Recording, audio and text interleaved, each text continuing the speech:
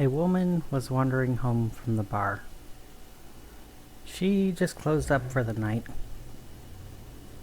She had a long night of working at the bar, and already as she was trying to go home, she realized she had a follower. It wasn't too far, maybe 10 meters behind her, but he was wearing a leather jacket and kept a hood over his face. Mind you, not a hood like a hoodie, but like an actual hood, like made from a burlap sack. Now this was going to be interesting, Flora thought to herself, as she continued her walk. She crossed the street, and sure enough, the figure crossed the street with her. And now he was 9 meters away. He was getting closer, and he probably thought Flora as easy prey. A lot of people who saw Flora working at the Stagger Inn when they first saw her thought she was just like every other little girl out there in the world. Admittedly, she was, and she was just as terrifying as all of them. Flora wouldn't be working as a bouncer for a place as supernatural as the Stagger Inn, unless she had the ability to work as the bouncer. Her shadow that followed her, her actual shadow, not the figure following her, figured he would be a great help to her. So, as they walked down the alley, and of course, it led to a dead end. Turning around, Flora turned to the man in the burlap sack. Beneath the burlap sack, she could see one red eye as he approached. This stranger carried with him a long blade.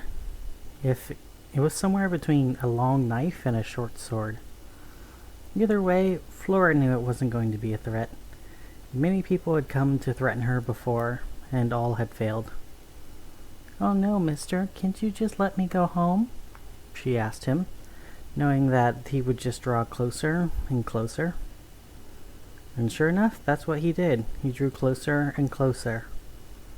Flora felt the power of Faunus flow through her as she waited for the right opportune moment. Just for the right moment where she could turn the tables on her would-be stalker. Many people had followed Flora before. She had been used to it for decades by now. But this moment was always one of the best moments every time it happened. That moment when someone who considered themselves a predator, considered themselves unstoppable in the night and a threat to everything, that moment when they went in for the kill, and they realized that they weren't the predator, they had just been a little fox captured in a trap. That moment when all that ego and strength and arrogance suddenly turned into an unstoppable wave of fear. That feeling of the earth just opening up and swallowing you just as everything was going your way. That moment of pure fear that no amount of preparation could prepare them for. That moment was always Flora's favorite. And it was Faunus's favorite too. Faunus was the name of her shadow, or her dad, or her demon. Her demon dad self? It was a little complicated. Point is, Faunus was just a little bit disconnected from her, and he would always protect her. And the two of them had done this many times. They never actively looked for anyone to hunt, but inevitably there would always be someone who saw a little girl heading home by herself and thought that would be an easy target. They never made it home themselves. So, in this alley, while Flora waited in the shadow, waiting for her stalker to get closer and closer, brandishing his blade and preparing for the kill, Flora felt herself fade from the world. Her body became less and less real. It was a lot like falling asleep and falling into a dream. That was the closest Flora could describe it. You know that feeling where your entire body just tenses up and then relax all at once? Every muscle is relaxed. Your mind just gently slows down, and you feel like you can do anything in the world, and the only thing you want to do in that moment is nothing? That's what it felt like when she became a shadow. She felt like she could do anything in the world. She could move in any way that she wanted, and she just wanted to lay there and see what would happen. Just kind of gently observing the world around her in a dreamlike state. It was peaceful. It was calm. And every time it just was incredible. So, with Flora in her shadow form, Faunus became real. He was a tall demon. He had glowing green eyes, 6 of them to be exact, and 4 horns. And his arms were much like a human, with sharp, claw-like nails at the end. And although just as tactile as the humans, they were far stronger too. Larger than a catcher's mitt, and stronger than steel. He had used those arms and hands before to tear through steel, and iron, and even through concrete. Something as simple as human flesh and bone, that was nothing for the demon Faunus. Now, with Flora disappeared into the shadow and Faunus real, his eyes glowed in the dark as he roared at the man in the burlap sack. The man in the burlap sack didn't collapse. He didn't hesitate. He didn't even seem afraid. Instead, he slashed his knife across Faunus's face. Now, normally an earthly knife doesn't feel like anything to a demon. Unlike common misconceptions, they can be hurt by mortal items. It's just that a demon would usually heal too quickly for it to matter. And most mortals and mortal items weren't strong enough to even penetrate their thick hide. This blade, though, it stung.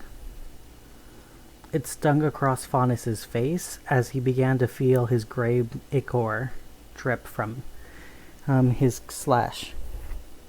Reaching one of his hands to his face, he lifted it away and saw that for the first time in many centuries, he, Faunus the demon, was bleeding. Now this roar no longer a roar of the hunt, but instead the roar of a challenge. Faunus threw his fist towards the killer. The would-be killer, I should say. Desperate to take off the killer's head with a single strike. Instead, what happened is this burlap-sacked man, this stalker, raised his hand and caught Faunus's fist. Now, Faunus's fist was much larger than this man's head, let alone his hands. But somehow this man stopped Faunus's fist, and he seemed to have matched, if not surpassed, Faunus's strength. Now in frustration, Faunus threw his other fist, only for the man to catch that fist too. Now, staring face to face, Faunus's green eyes to the man's one red eye, Faunus realized who he was facing. The Exiled Executioner, he whispered. A legend for a long time, old even back when Faunus was young, but he knew who the Exiled Executioner was. And if he was here, well, then somebody wanted Faunus or Flora dead. Still, though, in a moment of this stalemate, where Faunus was trying to move his fists as hard as he could, trying to punch, slash, or anything to strike at the Executioner kept it still with his arms. Though the Executioner was strong, even he didn't have the leverage to strike while he was keeping someone else from striking. So Faunus leaned back his head and swung it forward, his horns tearing through the burlap sack and stabbing the Executioner through the head. Removing the horns with a sickening schlop, Faunus could finally see the Executioner's face under the sack. He was a pale man.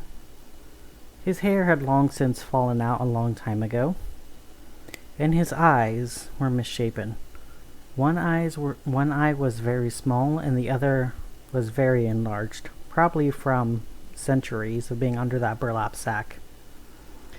The exiled executioner's mouth, on the other hand, was the most terrifying aspect.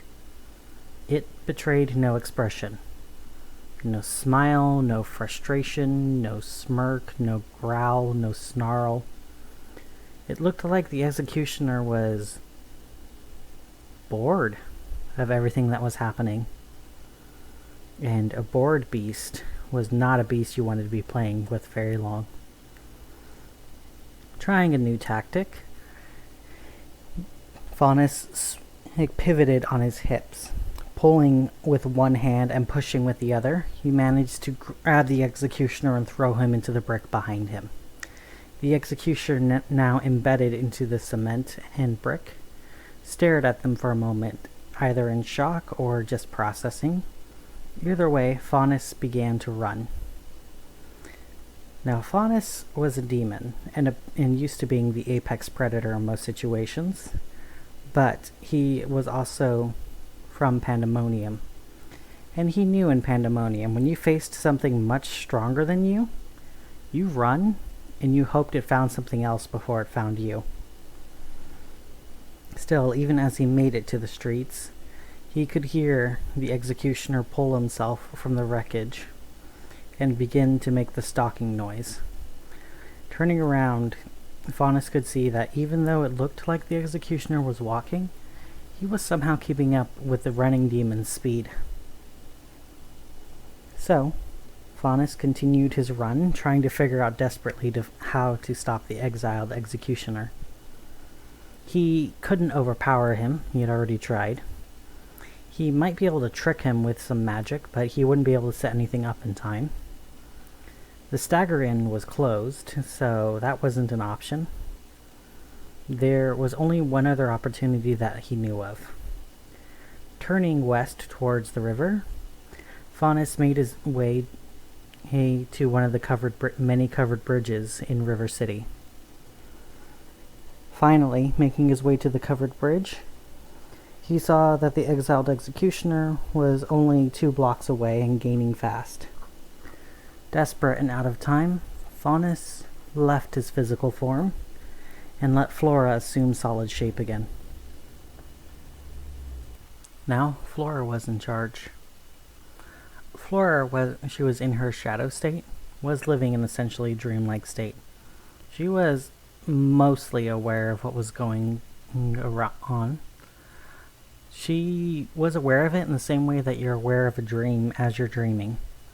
But as you wake up, the dream suddenly feels different. And now in physical form, Flora could feel the actual danger headed her way, and she knew what she had to do. I have to cross this bridge, I have to cross this bridge, I have to cross this bridge, she said to herself as she began to walk through this rickety old bridge. Now, there were many covered bridges in River City, but this one had been closed to the public for a while.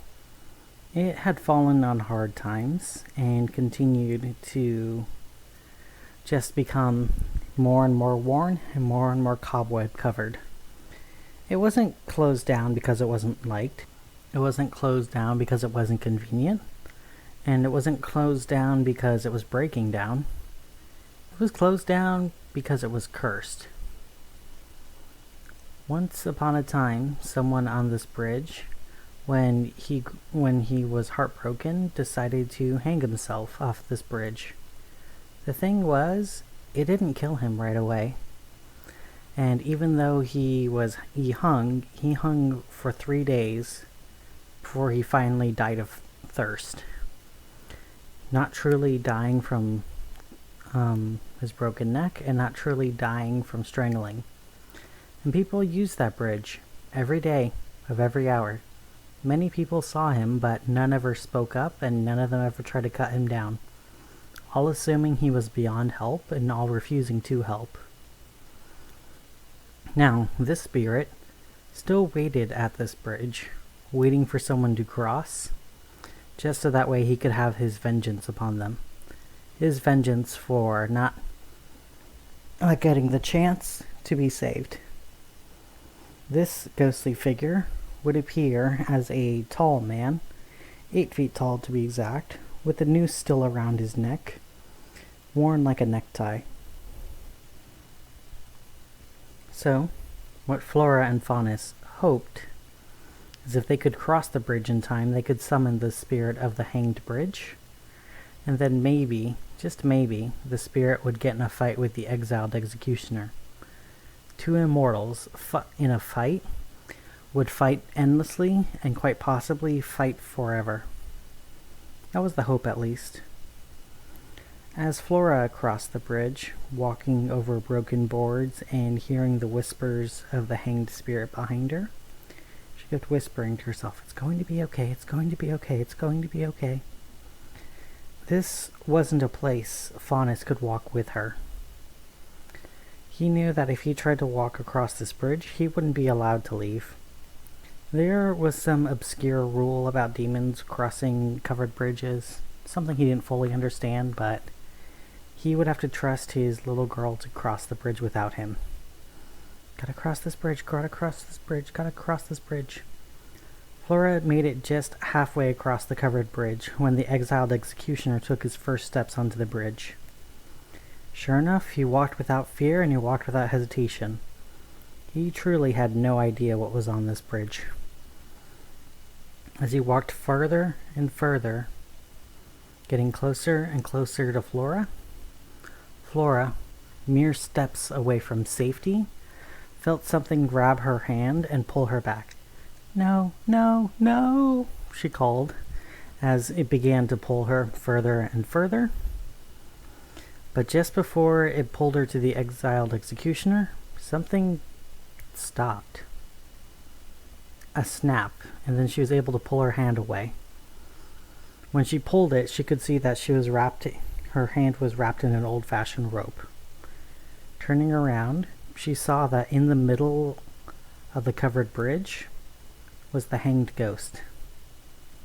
Just like the legend said, he was 8 feet tall, and he was built like an ogre. He had massive arms that were almost as thick as tree branches. His hands looked almost as big as Faunus's hands, and his noose that hung around his neck did hang like a necktie, but it dangled all the way past his feet, and it looked like some of the rope had actually snaked out and grabbed Flora's hand. The only reason she got out is it looked like the exiled executioner cut the rope. Weirded out by this, considering the exiled executioner just recently tried to kill her, she saw as both the exiled executioner and the hanged ghost stare at each other. Her plan might just work. The hanged ghost was basically an orb weaver spider. It waited in place. It waited in its web every day, just waiting for the right time and the right prey to come along. It would wait centuries, if possible, just to wait for its prey to come along. And now, another predator came along. A wandering predator that was just as strong, if not stronger. And now they stared at each other, just quietly sizing each other up, just for a minute, before the executioner struck the first blow. Reaching across, the executioner slashed at the hanged ghost's face. Cutting deep into his face, the hanged ghost screamed as his face began to bleed. But as he screamed, more nooses dropped from the top of the covered bridge, grabbing onto the exiled executioner's arms and legs, pulling him across. They slammed him from side to side of the covered bridge. Flora could see that the hanged ghost's face was already healing. But even as it healed and the hanged ghost approached the exiled executioner, the executioner already cut himself free from the ropes. Already, they were going to fight again already. "Get out, get out, get out, get out!" the demon Faunus whispered to his daughter's ears. Flora, finally listening, decided to move as quickly as she could. Running as fast as she could, she finally made her way out of the covered bridge and watched in mute fascination as these two immortals fought each other within the covered bridge. "You have to keep moving, Flora," Faunus whispered to her. "We don't know if they can fight each other forever." So, sure enough, Flora continued her walk and ran as quickly as she could.